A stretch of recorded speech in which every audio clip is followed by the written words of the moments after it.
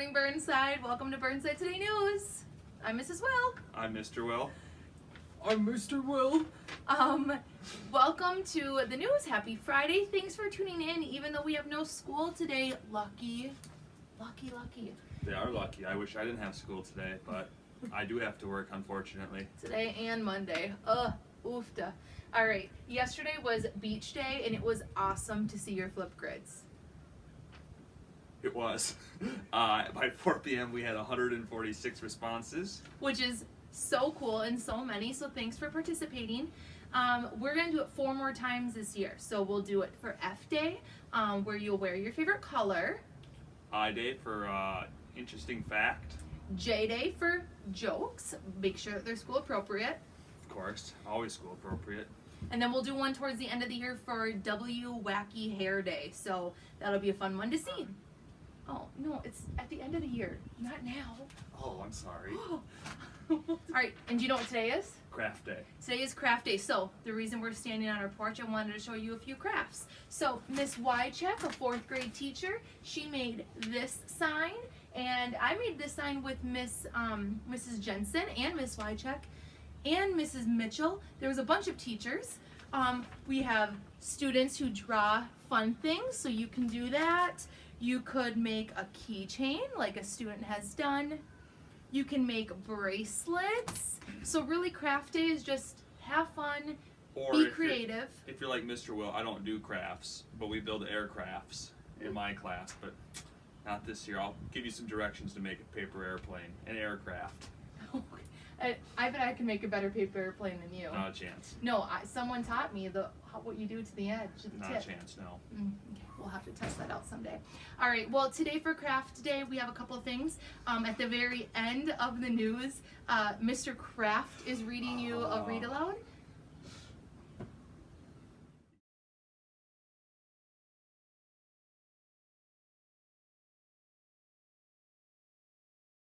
Today, though, for Sea Craft Day, we not only have Mr. Kraft doing a read aloud at the end, but Mrs. Quiding made this really cool May Day craft because today is also May 1st, which is May Day. So I have linked that below in the description so that you can go and look at her craft. It's like about 10 minutes and it's really cool. So check that out if you have time.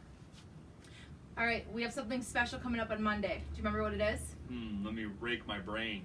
Oh, I think we have a teacher parade. The teacher parade. So this is new, and I know that there's not like a specific route out yet, but don't worry, that is coming. We'll tell you which streets we'll be on. But Burnside is going to, Burnside teachers and staff are going to do a teacher parade through Red Wing. So take a look at that. We have it on social media, Instagram, Facebook, and we'll be starting around 1-ish. So you'll see us in the afternoon on Monday.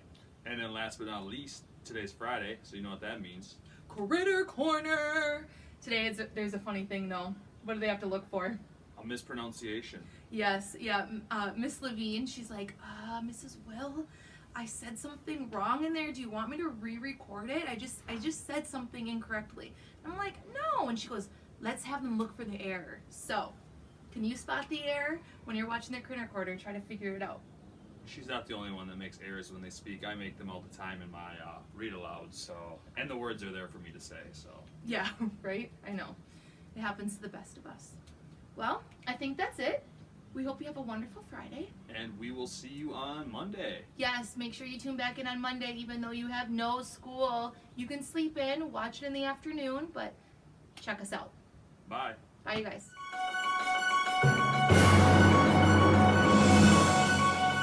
Hello, everybody. Mrs. Larson here from the reading room with your fun fact for the day. Did you know that dolphins can hear underwater from 15 miles away? What an amazing fact.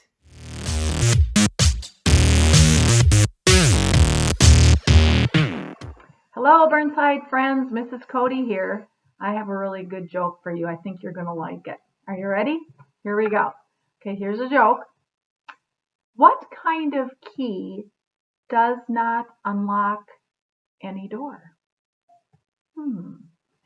What kind of key does not unlock any door? Are you ready? Here's the answer. A monkey. Get it? A monkey. Ah, good one. Hope you enjoyed it. Bye, everybody. Take care.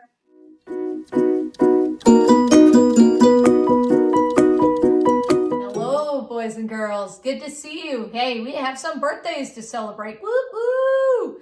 Happy birthday today to William A. and Mr. Will's class and Jonathan D.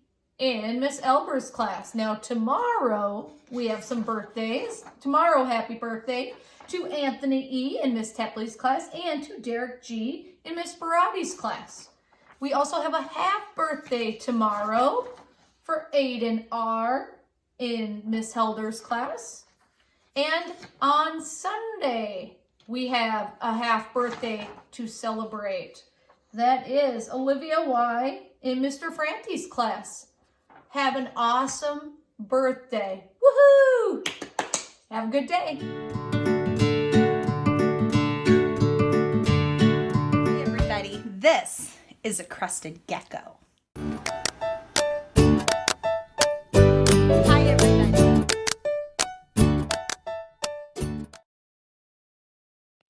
Crested geckos are a super cool species of gecko that live in a place called New Caledonia, which is an Australian island.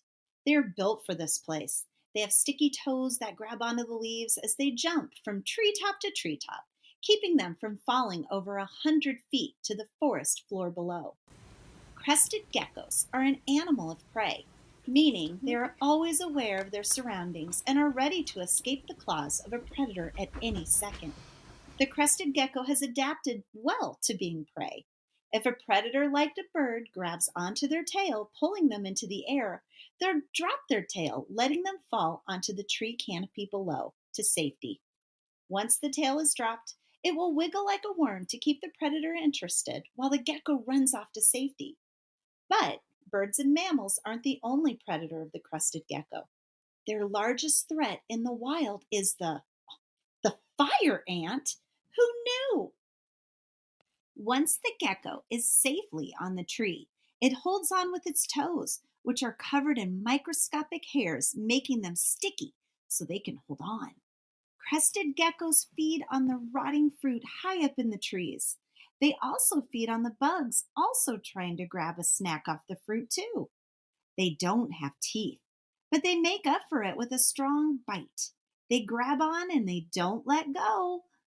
Like a lot of species of gecko, crested geckos don't have eyelids. So to keep their eyes moist, they lick their eyes. Their tongues have a shape that allows them to cover the entire eye in saliva in one lick. When a gecko finds a nice tree to nap in, it gets all cozy and nods off to sleep. You can tell it's sleeping as its eyelashes look downward. Once it's relaxed, it changes its skin color to a duller shade of its regular skin. This is called being fired down. The same goes when it's really scared or angry. It brightens up into a vibrant color to let others know he means business. Now he's all fired up. Depending on the color of his skin, it allows other geckos to know what's going on and if they should approach him. I hope you enjoyed learning about the crested gecko. See you next time.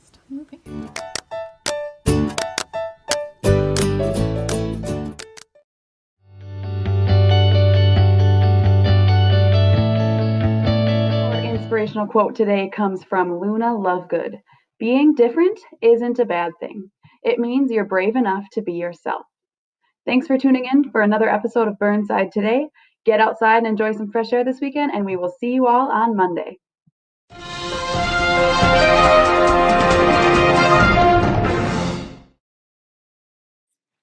Zero the Hero, published by Scholastic, by Joan Holub and Tom Lichtenheld. Unlike most numbers, Zero believed himself to be a hero. He just needed a chance to prove it. Hey, who's that in the mask? And what's up with those pointy boots? And this cape? From now on, call me Zero the Hero. Call you what? Now I've heard everything. But Zero's belief in himself didn't count for much when it came to fitting in. 1 little, 2 little, 3 little. Poor Zero.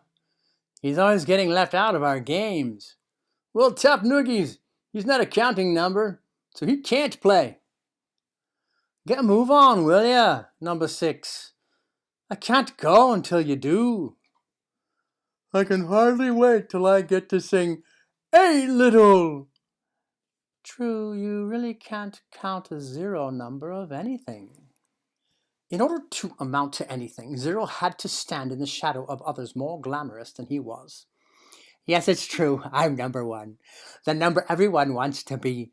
I take first place in every contest. I'm the number line leader. Oh, and when my pal 0 tags along, I become a 10. That's equal to 10 ones, of course, not 10 zeros. Giant foam number 1, fingers. Get him here.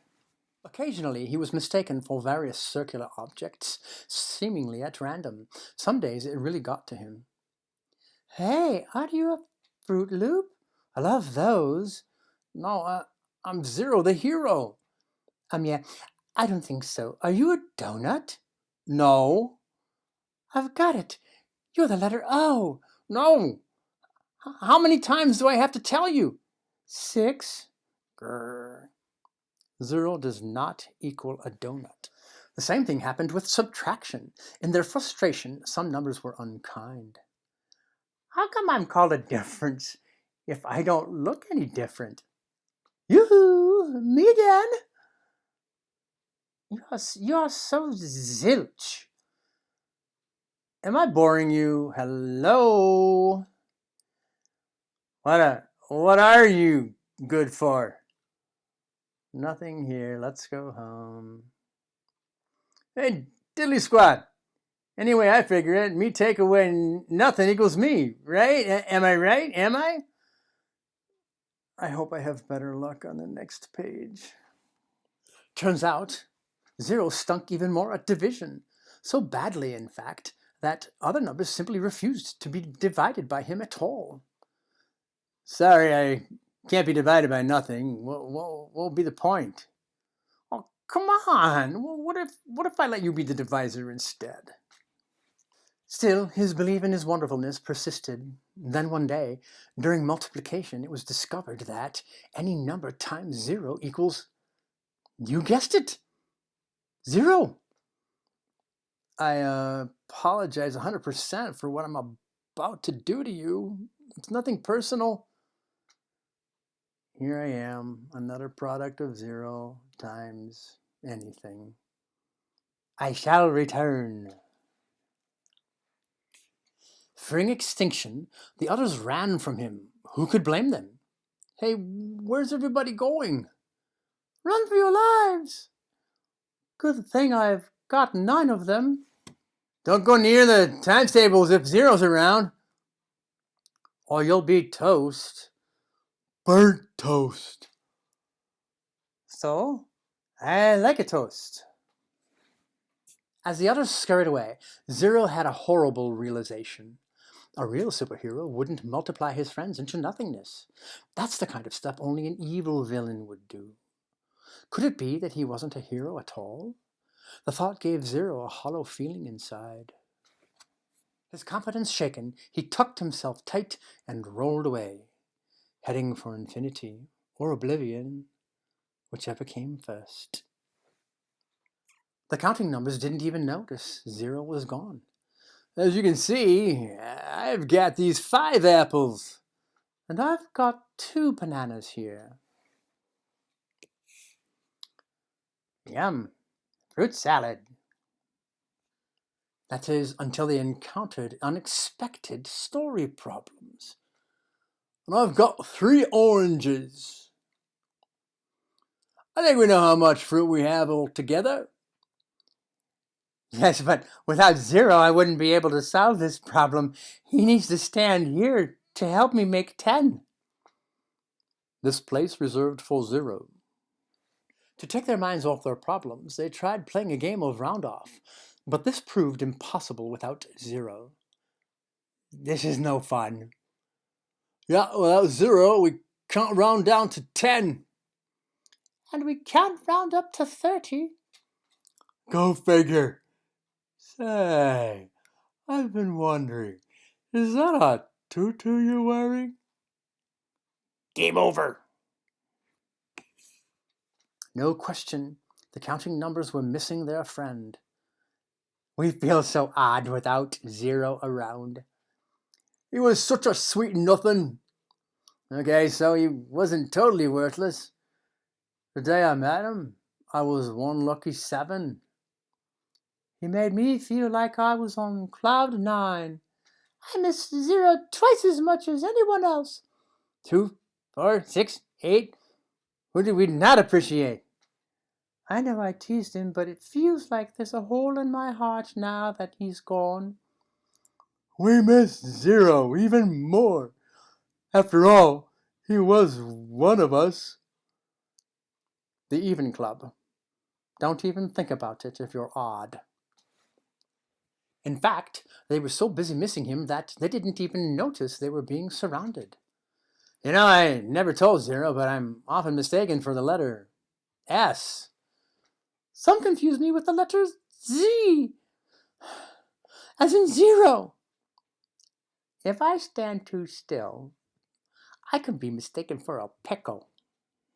If I take a nap, I'm mistaken for a lowercase m or a W. Depends on which side I lie on. Snowman. We don't really like fighting. Instead, maybe we could teach you how to do math using ones, tens, and hundreds places. Roman numerals don't do math, we just count.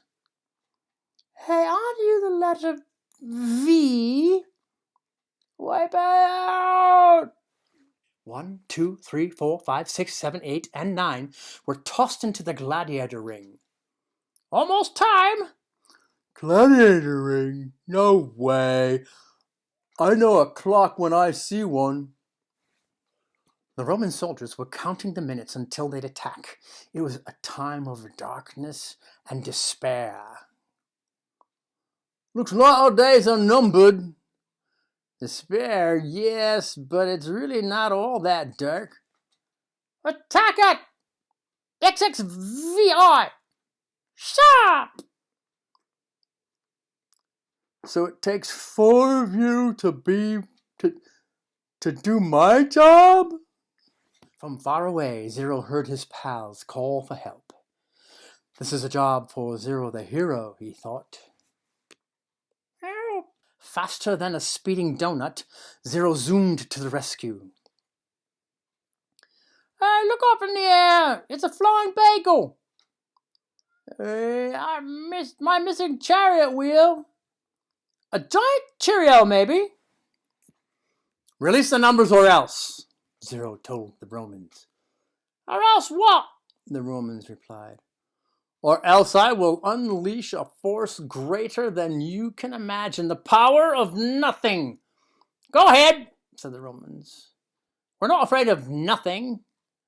Left no choice, Zero grabbed a nearby rock and proceeded to demonstrate his amazing power. Well, here goes nothing. Ta-da! Zero rocks. When the Roman numerals saw the rock disappear, they decided to disappear too. They ran away as fast as they could. Run for your life! Let's skedaddle! Yeah, before Zero unleashes his power on us. He's going to do a number on us! All hail Zero the hero, shouted the counting numbers. Thank you for saving us, my hero. Zero is great. You are wonderful. For he's a jolly good fellow. High five! 3 cheers! On second thought, that mask is pretty spiffy. And those boots are growing on me. With his friends around him once more, and the knowledge that he had fought evil and won, Zero no longer felt empty inside. Now that hollow nothingness inside him was filled with something.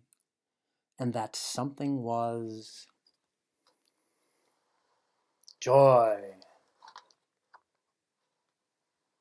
The end. Look, Literal, Isn't that your cousin Zero? Oh, yeah,